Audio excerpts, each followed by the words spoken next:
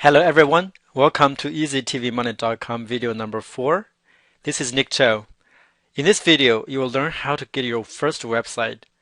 Some of you may freak out when they see the title for this section because they don't know how to build a website. But don't worry, I will show you how you can get your own website easily without writing a single line of code and with a low cost. Some may ask, why do I need a website? In video number 7, you will need a website to join affiliate programs to promote products. Many merchants require that you have at least one website to be approved to their affiliate program. Therefore, you need at least a good website. For our purpose, a simple website with 10 to 50 pages is sufficient. It should be about internet marketing in general, since we will be using this website to promote products on the internet. I'm going to show you how you can outsource to get your own website in 1 to 2 weeks for $50 to $300. Although the cost might not be cheap for everyone, it is a good investment because you need a professionally designed website to start your own Easy TV Money business. The good part is that you only need one website and it is a one-time investment. Now that we're clear on this, let's get started.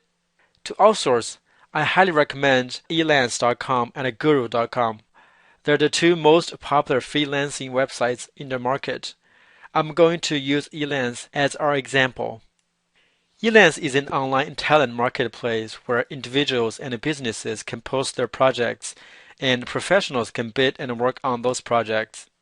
They have hundreds, if not thousands, of web design professionals.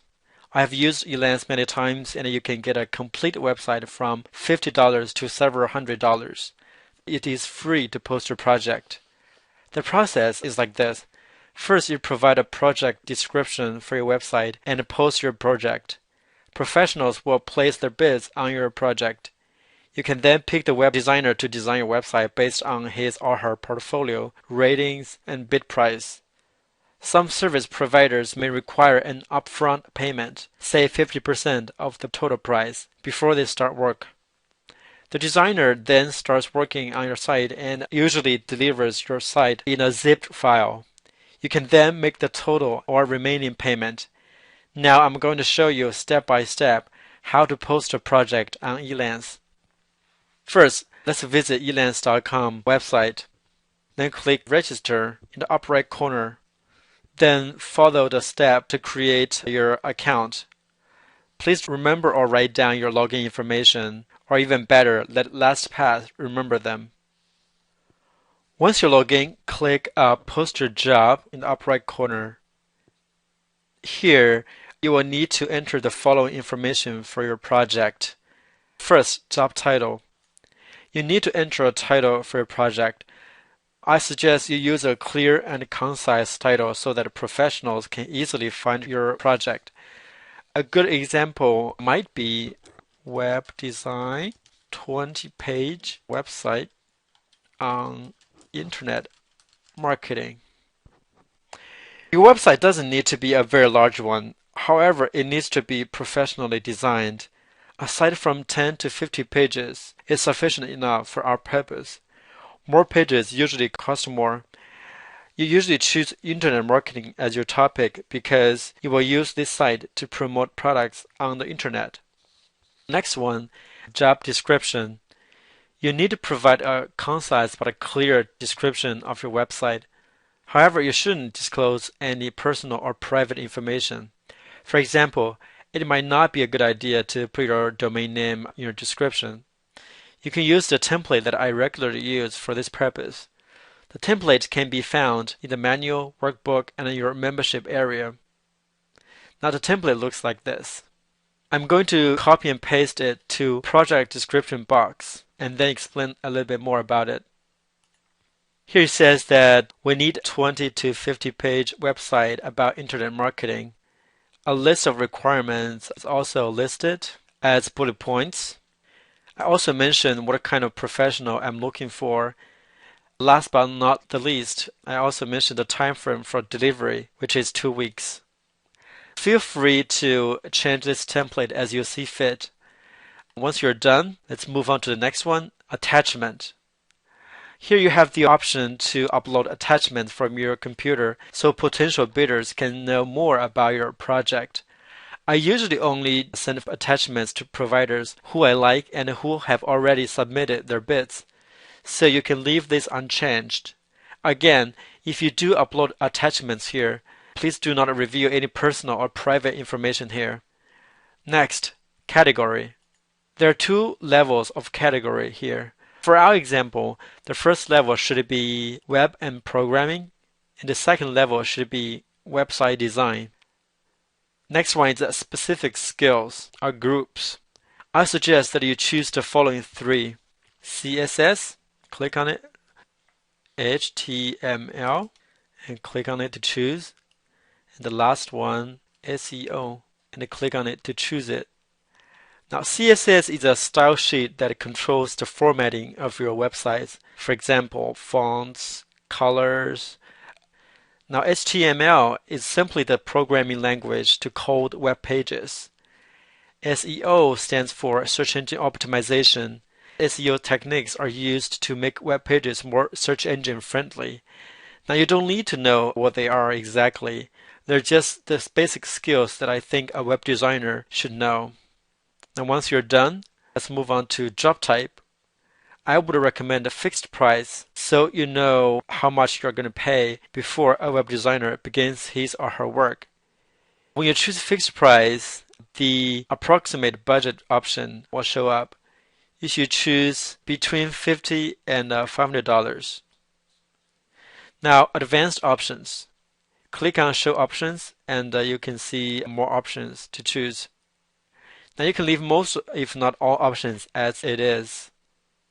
First is escrow. It's for fixed price jobs only. You should use escrow to make your payment, which is a safer and more convenient way for you to pay your service provider. If you want to know more, you can click on this link to read more about it. Job location. You can choose either, but I usually choose no preference because many good service providers live in other countries, like India, and they usually charge less for their services. Here, you can choose to post your job for 1 day to 21 days. In my experience, you can get sufficient bidders within 3 to 7 days. Proposed start date. Choose start immediately after proposal is selected, unless you have reasons not to do so. Job posting visibility. You should definitely choose public so that more people will find your project. Remember that you can also invite professionals to bid on your project once you have posted your project. Last one is SEO proposals. This should be checked so other people won't be able to see the detailed information of your project. Once you finish this form and make sure that all the information is correct, click Continue to post the project. You can also save the project to post it later. Now here I'm just going to click Continue. Now next, it asks you to pick the posting type. The standard free type is sufficient. I always get at least 5 bidders for all my projects. So I'm going to choose standard and choose Continue. Next, it asks you to review your posting. When you're done, click Confirm and Post. Now you have successfully submitted your first project on Elance. What happens next is that web designers will submit their proposals for your project and may also contact you in the message boards. You should review these proposals and select the provider you want to work with. A typical proposal should look like this. Here you can click on the bidder's name to view his or her profile and portfolio. I'm going to click on that. On the profile page, you can see some overview information for the provider and also some of the past projects that she has worked on. On the right side, you can see the number of jobs she has worked in the past 12 months or since she had joined Elance. You can also view the number of reviews, number of clients, earnings, and repeated customers. Now let's go back to the proposal. On this proposal, you can also see the proposal the bidder provided and also the bid. In the proposal, The bidder will usually introduce his or her background and experience and how he or she can help with your project. You can directly contact the bidder through message board, instant messenger, and phone with your questions. Under my notes, you can add your own notes about each provider. You can also decline the proposal by clicking on the decline link or award the project to this provider by clicking select. Now, what should you look for in a good service provider? I usually look at a combination of factors, roughly in descending order of importance, in my opinion. The first thing I would look at is the proposal here. The proposal should be well written and address your concerns and answer any questions you might have in your job description. Second, I would look at the provider's profile. What's the provider's background and credentials? How many jobs has the provider completed in the past 12 months? Has he or he worked on similar projects before? How many reviews has he or she received? How many past and current customers does the provider have? Percentage of repeat clients? How about earnings? Does he or she have an impressive portfolio? All of these factors are very important when evaluating a provider. Next, I would look at the provider's portfolio. The portfolio usually contains his or her past projects. Look at some of the websites he or she has designed before and see if they are good quality. Evaluate the page layout, fonts, colors, logo, and graphic design, among other things. Now, last but not the least, you should feel comfortable with the bid and the provider's payment terms. Some service providers may require that you make part of the total payment in advance before they start to work. This is normal, especially for experienced professionals. They want to make sure that they will receive at least some reward for their work because some employers may not be satisfied with their work and refuse to pay. There are also cases where some employers are irresponsible and just don't want to pay for other people's work. Please note that the price is actually low on the list. I would rather pay $200 for a professionally designed website than $50 for a poorly designed one. Now, in this process, you should feel free to contact providers if you have any questions or you want them to provide you with sample websites they have designed before. Once you are confident that you have found the right web designer for you, communicate with the bidder and clarify with him or her your expectations and provide more information about your project. When you're ready, click the select green button next to the proposal and award the project.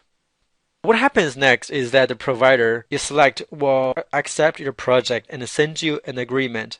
Once you accept it, he or she may begin work immediately or ask you for a part of the payment beforehand. There are two steps to make a payment in Elance if you choose to use Elance escrow. First, you need to fund your Elance escrow account. Then you need to release the fund from your escrow account to the provider. When your provider is working on your project, you should routinely maintain contact with him and make sure that he or she is following the guidelines and deadline.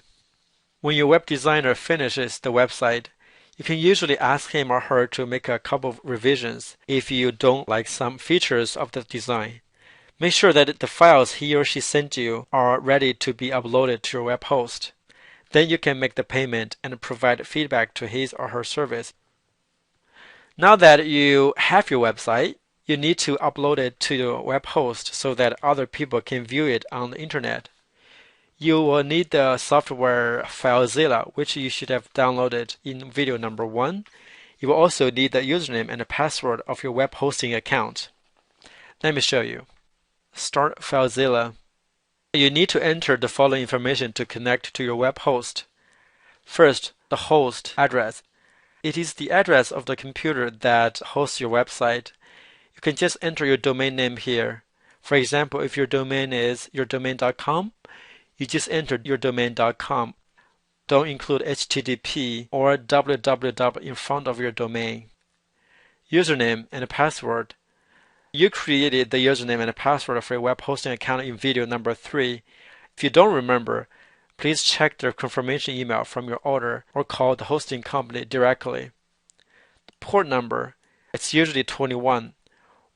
Once everything is correct, click on Quick Connect. FileZilla will then connect to the server.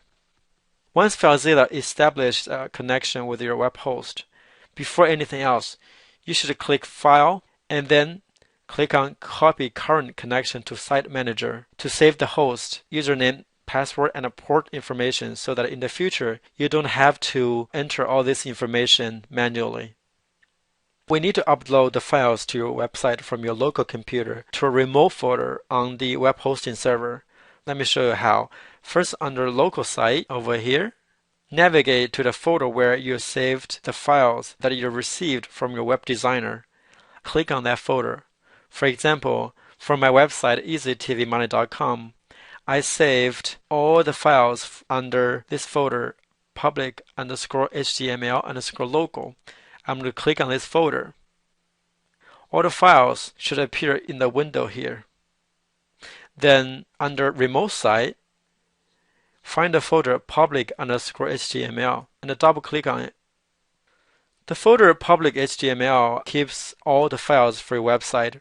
Remember that you may need to choose a folder with a name other than public_html if your web hosting company is not HostGator.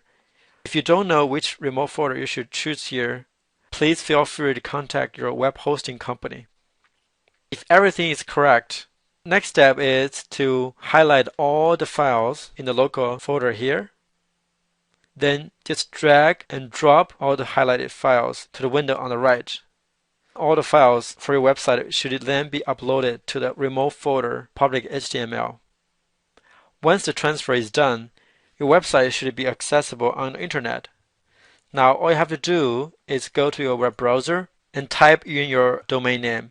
If you can access your website, that means that your website has been successfully uploaded to your server.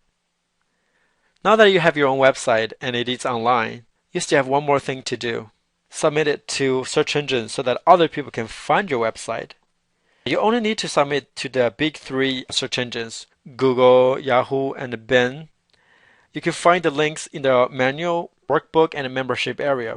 Or you can simply go to google.com and search for something like Submit My Site to Google, Yahoo, or Bing, and you should be able to find the right links. Once you're done, you just got your first website. In our next video, you're finally ready to open your Yahoo Search Marketing account. See you soon.